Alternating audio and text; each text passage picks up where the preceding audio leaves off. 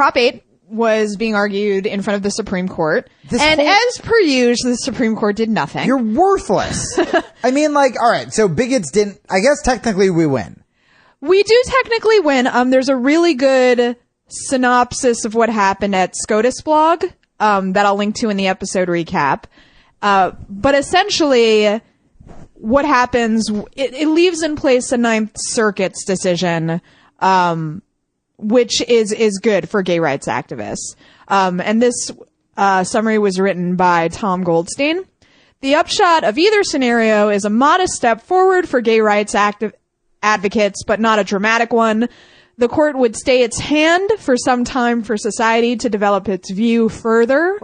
But combined with a potentially significant ruling in the DOMA case being argued tomorrow, the term will likely nonetheless end up being very significant to gay rights. So essentially what happened was Kennedy literally said, we can't decide on this because it's uncharted waters. Isn't that your job?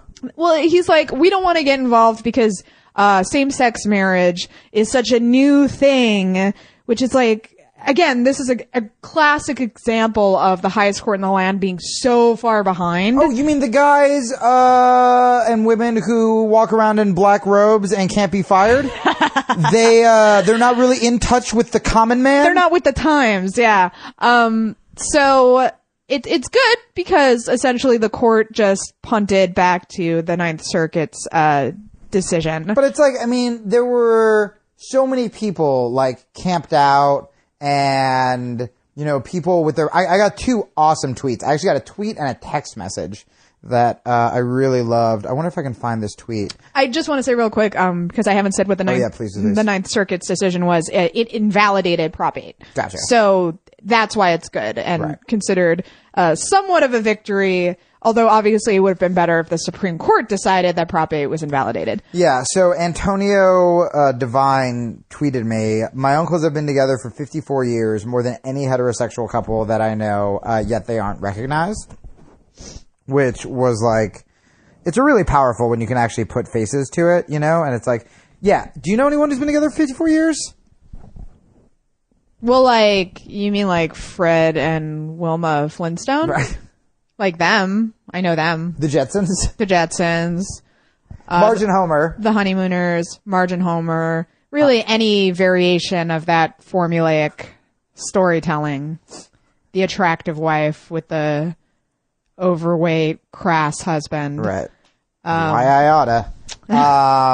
And then Big Gay Allen, who I'm still not sure how he got my phone number. I must have given it to him. He's very clever. I could see him figuring that stuff out. He's clever.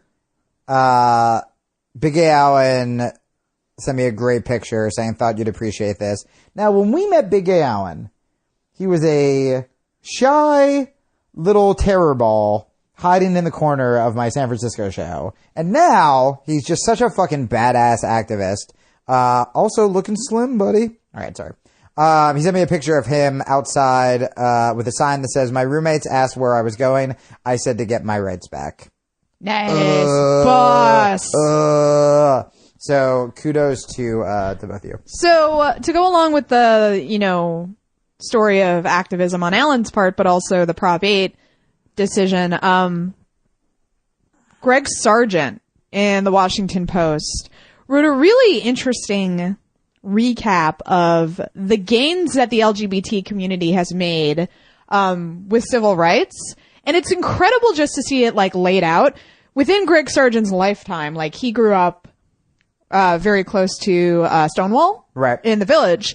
And just hearing him recap how horrible life was, just from his observation, for gay men in the Village, which is such a bizarre thing to think because the Village is their kingdom now. They run this town. Yeah. That's, everybody knows that too. Even tourists know that is their domain. You don't, not that shady stuff still doesn't happen in the Village. I'm sure it does, but it's really, it would be really strange if it happened. Who's gonna run this town tonight?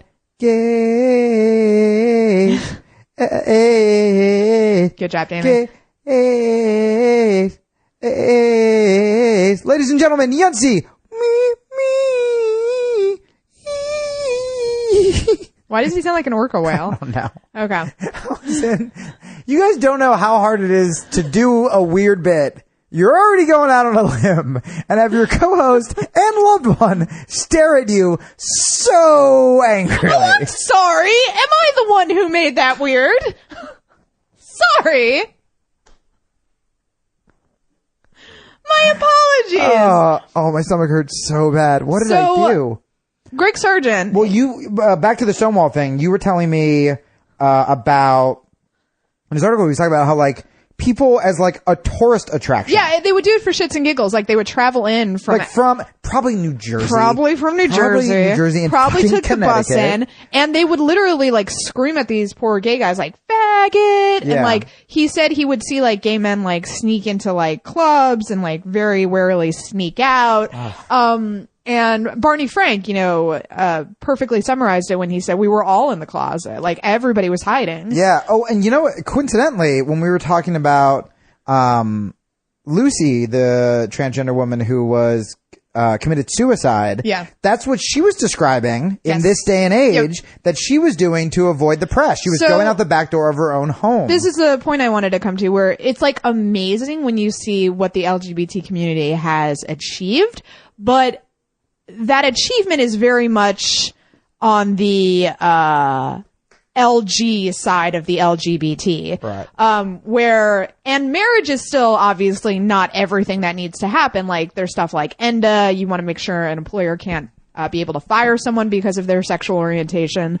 But transgender rights, like that's the next, and as we discussed on when Up with Chris Chris Hayes asked that question on his panel. He's like, what's next for the gay rights movement? Transgender rights are going to be the next, battle. And I mean, transgender acceptance.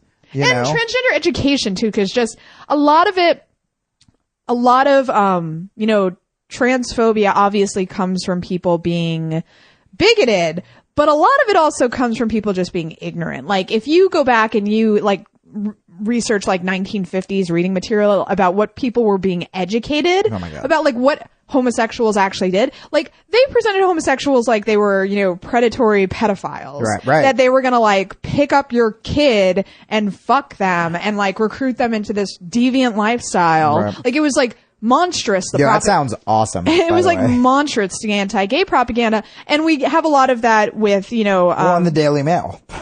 Yeah, exactly. And, these witch hunts. Where even the people who pretend to be accepting, you go, suddenly they're a teacher and they go, well, that's different because that's children. And it's like, no, we accept them as people and people teach children. Right. So I'm going to link to the Greg Sargent article. I think it's really important to read it and understand, the history of the LGBT movement, just because it is amazing what they have achieved in such a short span of time. And it's really inspirational, especially for activists who they're diehards, but progress comes so slowly. And it's really inspirational to look to the LGBT community, because even though there's still a ton of inequality, what they've achieved is, as I said, so inspirational, and it should give activists hope. Yeah. Like, if we stay organized, if we stay passionate, if we're willing to engage in direct action, we can really make enormous gains in a very, very short period of time. Yeah, Greenwald phrased it, because,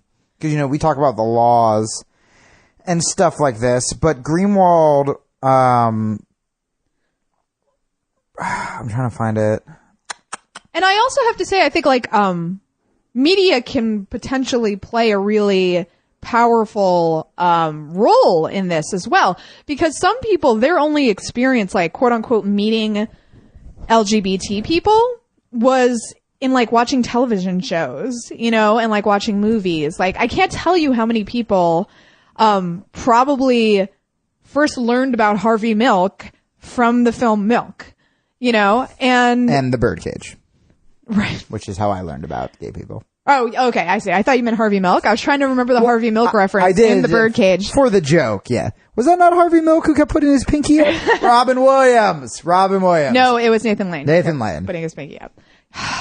Don't make me educate you about the Birdcage while we're recording. I cannot wear shoes because they make me fall down. I'll get it. Donk. Look, were those the most positive Were they a little stereotypical, those girls? No. All right. And Gene Hackman. Yes. Okay. Did they dress him up in drag at the end because they thought it would be funny? Yes. Why are you doing this? Why are you doing this to me? But do you know what I mean? Like, people who live in the Midwest know a ton of gay people, but were they out of the closet at the time? Probably not. Right. But then, like, a show like Will and Grace comes along, and admittedly, like, there are a lot of problems with stereotypes in shows like that. Sure. But it was interesting that, you know, gay people, even though they are, I mean, depending on who you ask, like, 10% of the population, I know that varies, but, they have they're represented a lot in media. Well, look, and that's helpful, you know, like, I think that it makes people realize that they're out there. They probably have friends and family members who are LGBT. Right. And that's further inspiration to educate themselves.